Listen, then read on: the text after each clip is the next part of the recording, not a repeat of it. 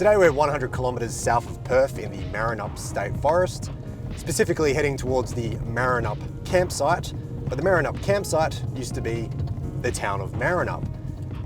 After the Marinup town site was abandoned, which we'll go into over the course of this video, the Australian military decided to build a POW camp here for Italian and German prisoners. I was quite surprised to find that we had POW camps in Australia. Obviously we're an island continent very far away from the front lines of Europe and North Africa, but it was a thing. And the example we're heading towards today is probably one of the best preserved versions of that in WA, at least. First we'll head up to Marinup town site though, which is, like I said, now a campsite, and we'll see if anything remains of that. So here we are in what remains of the Marinup town site, which is mostly a campsite now, which is actually pretty full on this Sunday morning. We've just been walking around. We found this. It's probably the most substantial thing I've spotted so far. Not exactly sure what they are. They're footings for a bridge or something, probably, maybe actually the actual mill itself. Regardless, Marinup was established in the 1880s, and Marinup is the Aboriginal name for a watering place. But like I said, it was established for logging. So it appears to have suffered a fire in the 1920s. It's very hard to find photos of Marinup. I had to physically go to the State Library to find some. The first photos I found were of fire damage in the 1920s, like I just said, but it doesn't really give any information otherwise. It just says boiler room, fire damage, etc. I would assume it was probably a bushfire, considering the location. The other photo I found is the best photo, and that's from a book called A Cage in the Bush, which is actually specifically about the POW camp that we're about to explore. That was only published last year, so it is actually still in print, and it was a very great resource for this video, and you can view a copy in the State Library. But as you can see in the photos there, it was a mill town through and through. It was designed purely to house the workers and their families. It was a company town, I guess. But regardless, it did close briefly during World War I, but when it reopened, the timber industry did collapse in 1922, and it was pretty much all downhill from there. By all accounts, it was permanently closed by 1930, and operations moved to nearby Dwellingup. The town remains were here for many years after that, and then a very major bushfire swept through the area in 1961, destroying whatever remained, which I can imagine probably wasn't very much. So that's Marinup. So I'll go for a little bit more of a walk around, see if we can find any more ruins, and then we'll head up to the POW camp. So nearby those first initial footings we found, there is a few more that we've discovered hidden in the bush. Almost didn't see them. Probably would have been a bit easier to come here in summer when it comes to actually finding stuff. Middle of winter at the moment. There is, however, this ditch, which doesn't really look like a natural formation to me. So whether that was for drainage or something to do with powering the mill, considering how substantial these footings are, I'm going to imagine that they are from the original big mill building. Unfortunately, while I did find maps of the Marinup town site, couldn't find any aerial photography that went back even to the early 60s, so that's a shame. Not exactly sure where I am in relation to the rest of the town, because the maps, while it's cool that I did find them, also in the library, they are pretty basic. But you see, this just stops. And then there's another excavation over there, so who knows? Okay, so we found some more concrete footings. Annika's standing on one and I'm standing on the other. Looks like we do have something over here. I did spot this on aerial photography. Just do a little bit of bush bashing.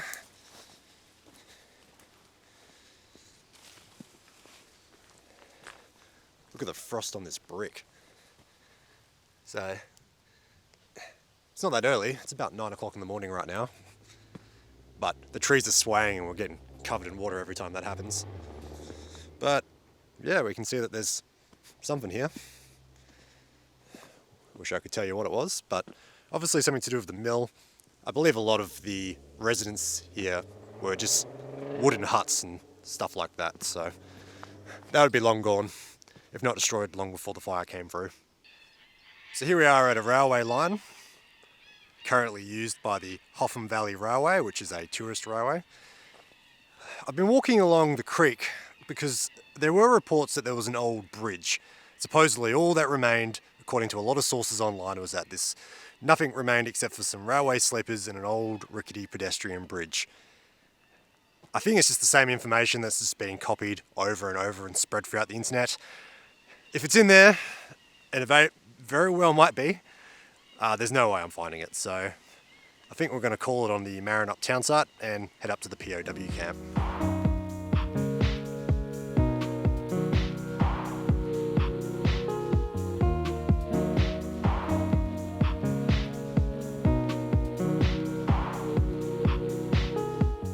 So we're a couple of kilometres away from the Marinup town site.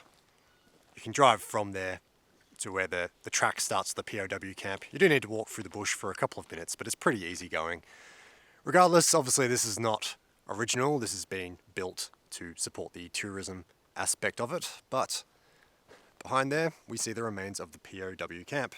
And when you think of POW camps, you may think of The Great Escape or Hogan's Heroes. The reality is, this location wouldn't have been too different to that. It's just in the Australian bush, which is definitely the most unique aspect of it. So definitely hard to imagine now, especially with very mature looking trees growing out of some of the ruins. But this would have all been surrounded by barbed wire, floodlights, and 6 watchtowers at each corner. Obviously these trees have since grown. It was constructed in the August of 1943, and that makes it 80 years old as of filming it today. It was originally built by the first Italian POWs who arrived in from Victoria, but it was built for a capacity of 1,200 men all up, so it would have been quite a busy location during its heyday. Most of the POWs were shipped from India and Libya, and the camp was then enlarged in 1944. So here we can see the remains of the shower block. And I'm not going to try and spruce it up as the most interesting thing in the world, but it is what it is. In general, less troublesome prisoners were chosen for the camp. A lot of them had been POWs for 4 or 5 years, especially those with backgrounds working in the countryside, i.e. the Italians, because a lot of them were used to work on the farms and whatever else around in the location. The Germans were known as good woodcutters, so obviously there was quite a bit of logging in this area back then, so they were then used for that. And like I said, as a general rule, they were less troublesome. They were basically trying to find people who weren't really known for trying to escape or being fascists. Basically, at the end of the day, they are on an island continent on the other side of the world from where most of the war was happening, so it's not like they would have been able to escape very far. So this is where they pooped. Isn't that quite lovely? Basically, this was all designed to relieve labour shortages, which naturally happens during a world war. It was called the Rural Employment Without Guards Scheme, and it was manned by the 8th POW Guard Company. Sorry, I'll say that again, the 8th POW Guard Company. And this camp was the headquarters for that scheme, and it was responsible for the allocation and reallocation of internees to farms in the region, as well as to logging areas. Most prisoners didn't stay here long, unless it was for medical or disciplinary reasons. So here is the remains of one of those guard towers. You'll miss it if you're not exactly sure what you're looking for, but they've actually just utilised one of the massive trees that would have been in the region already, so hopefully the sun's not blocking that out. So if I just stand perfectly behind it, it blocks the sun out. But you can see where they've dug out little footholes and climbing holes. And I assume there probably would have been a bit more of a substantial platform at the top. As we can see, there were escapes, but like I said, there wasn't really anywhere to go. So usually they were caught quite quickly, or they just came back on their own. They'd spent too much time out of the bush and were running low on supplies like food and water. Anyway, the work that the POWs carried out while they were here were non-war related. Supposedly that's as per the Geneva Convention. So like I said, the Germans were cutting firewood and the Italians were utilised for farm labour. And it's definitely hard to tell now, but there were two separate compounds to house both the Italians and the Germans. Got some more latrines there. Supposedly the separate compounds is also as per the Geneva Convention. So they worked 8 hours a day, which really isn't that bad, to be honest. But they did have a very strict routine. The day started very early, 6 a.m, and work usually finished at 3 p.m. But lights out weren't until 10 p.m, so they did have a bit of free time. And they were paid, believe it or not. I think this was used as somewhat of a deterrent to not just run off on the first day. They were paid, let me see here, 1 shilling and 3 pence a day, but in the form of tokens. So it's very hard to convert shillings to the current Australian dollar and then add inflation and all that, but I think it's about $4 or $5 a day. But basically a mobile canteen van would rock up and they could buy things like chocolate and cigarettes. And by the way, a lot of the photos you're seeing were actually taken by a POW, a German named Fritz. He somehow smuggled in a 35mm camera and took over 50 cameras. The camera came with him all the way back to Germany, I guess, somewhere in Europe, regardless, and he got the photos developed. If Fritz hadn't been here to take those photos, I'm not sure we would have any photos. So obviously what remains are the concrete footings of the major buildings, the mess halls and whatever else, but most of the prisoners were in wooden huts, which are obviously long gone. There were 6 prisoners to a hut, and each prisoner was provided with a wooden bed, with a mattress, a blanket, as well as a locker. Thanks to that Ernie Polis book, we do have images of inside of the hut, which is absolutely amazing. So while they were treated pretty well, sadly life was considered pretty isolated, and maybe even lonely. There was no literature available in their own language, except for a pamphlet on how to pronounce English words. There was a mail system, but it could be delayed up to 2 years, which was a long time in the events of World War II. They were provided classes though, and education. These were basic courses such as math, English, science, etc. So even though it was somewhat of a lonely existence, they did have certain activities to pass the time, like a fish pond. This was built by the POWs, and is probably one of the most amazing remains around here. Otherwise, they were allowed out for Sunday walks. There was an area specifically near here where they went for trails, and they could also play sport. Although, I'm not sure how they would have gone playing cricket.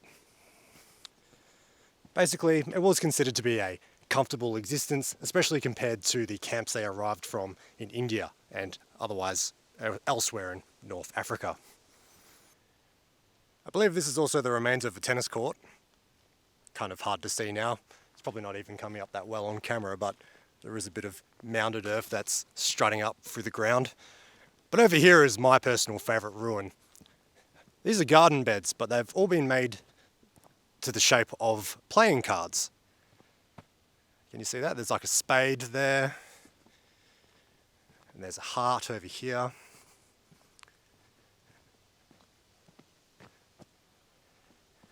I find it amazing that an arrangement of rocks has been sitting out here for 80 years.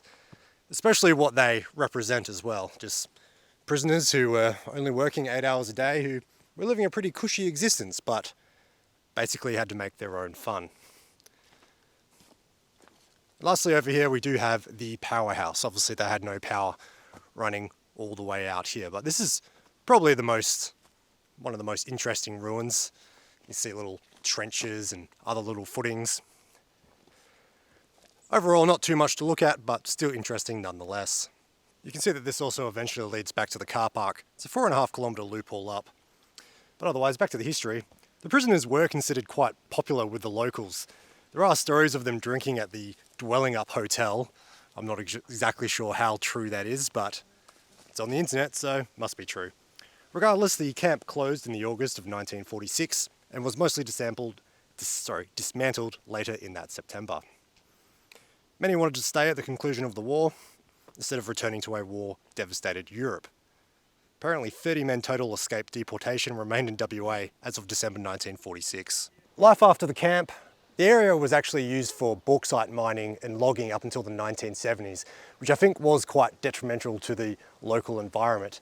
Luckily, it has been rehabilitated since then. Sorry about the jump cuts. People on bikes keep going past. I guess it is a bike path. Anyway, I was going to say that this area pretty much has been a tourist location since the end of the war, although the signage here is a lot newer. One of the books I found in the library was actually handwritten. It was written by someone named Rosemary Johnson in 1986, which even I feel is probably a little bit too late to be handwriting a book and submitting it for publication. But in there we did find some old photos of the old signage and what the area did look like prior to the 1980s. Fast forward to a more modern age, the area was completely overhauled by the Department of Environment and Conservation in the late 1980s, and apologies for reading straight off my screen. But basically from then onwards it was put on the State Register in 1996, so it is a protected site. But as you've probably seen from a lot of the footage, a lot of the signage is broken or in completely the wrong place. This track just keeps going into the middle of nowhere. We made that mistake last time we came here. There's nothing to signify that it's the end and you have to get on a loop and head on back to the car park. So basically, otherwise, as an outro, this is the best example of a POW camp in Western Australia. But there is the Jarrahdale Special Camp, which I would like to visit in a future video. This was basically designated for troublemakers, maybe the few people that did try to escape. That's deep in the forest, in the middle of nowhere, but near Jarrahdale, which is obviously pretty modern today, but in the 1940s, it wouldn't have been close to anything. So stay tuned for that. Stay tuned for other videos. Like I said, this is pretty much the first video on this channel. The one of the old bridge in Guildford was basically a pilot episode. So if you like this sort of content, I've got a lot of stuff I plan on covering. Please subscribe, hit the bell, all that nonsense. But until next time, I'll see you in the next video.